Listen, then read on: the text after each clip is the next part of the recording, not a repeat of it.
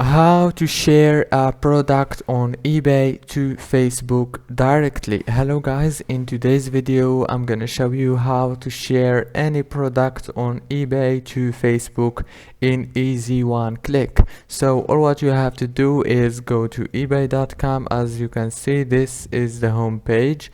Now all what you have to do to share a product is by choosing it. For example, I'm gonna choose this product right here, those glasses. Now all what you have to do to share them is by going to the top here, as you can see, and click on this little Facebook icon. After you click on it, it will take you to this page. Now all what you have to do is log in and you will be able to share it easy. If this video was helpful, please don't forget to like and subscribe, and thank you so much for watching.